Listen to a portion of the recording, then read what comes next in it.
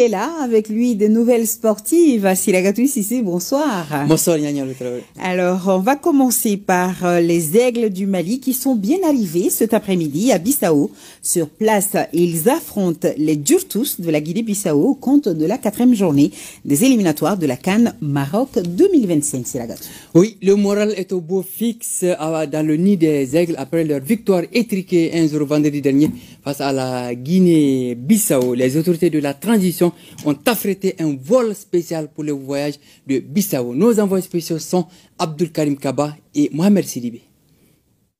C'est à 17h20 que le vol qui transporte les Aigles du Mali est atterri à l'aéroport international Osvaldo Vieira. Eh bien, 1h30 de vol. Ce vol a été facilité par les plus hautes autorités du pays pour permettre aux Aigles du Mali de bien voyager. Et toute chose saluée par les techniciens belges et les sélectionneurs Tom Saintfiet. Je dois aussi remercier le gouvernement et la Fédération de Mali. Ils ont arrangé un vol direct dimanche entre Bamako et Guinée-Bissau. C'est fantastique et je sais que critiquer une fédération, critiquer un gouvernement, c'est très facile. Mais quand le gouvernement et la fédération font quelque chose unique pour notre équipe, quand on n'a pas un vol direct, on doit voyager 9 heures entre Bamako, Lomé, Dakar, Bissau, et ça aide beaucoup pour la récupération de notre équipe. C'est l'opération 6 points qui continue et les 50% ont été atteints à Bamako avec la victoire. Si les Aigles du Mali gagnent ce mardi ici à Bissau, ce sera une qualification directe avec 10 points dans le groupe I des éliminatoires de la CAN Maroc 2025. Alors, nous allons parler maintenant de l'accueil des Aigles après l'aéroport. Ils ont pris la direction de leur hôtel, les Maliens établis à Bissau, parce qu'il y en a, leur ont réservé un accueil chaleureux, Siragatou. Oui, la forte colonie malienne a effectué le déplacement à l'hôtel des Aigles pour souhaiter la bienvenue à la délégation et donner de la voix, une sorte d'avant-goût avant le match de mardi. Le point avec nos envoyés spéciaux Abdul Karim Kaba et Mohamed Sidibé.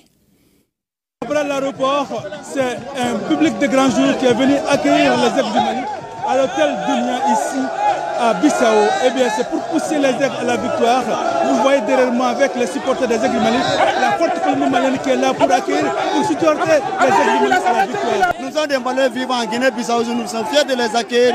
Vive le Mali, vive la paix, vive la cohésion sociale. Les supporters maliens sont sortis nombreux pour soutenir les Aigles du Mali face à cette formation bissau-guinéenne. On est content seulement. Nous, on veut victoire seulement. Qualification. Que souhaiterez-vous pour les Aigles du Mali ce mardi? Le mardi, on souhaiterait qu'il y ait une seule victoire seulement. On est mobilisé ici sur la victoire seulement, rien que la victoire. On est derrière vous, ils sont quittés chez lui au Mali, ils sont venus chez lui au Mali ici. Bissau, c'est Mali mardi, Inch'Allah.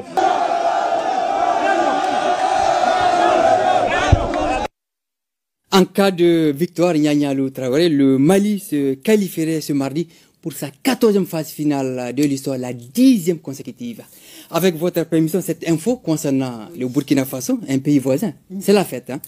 Les étalons du Burkina se sont brillamment qualifiés cet après-midi pour la CAN en battant le Burundi 2-0. Avec 10 points à 2 journées de la fin des éliminatoires, le Burkina Faso devient le premier pays à obtenir son billet sur la pelouse.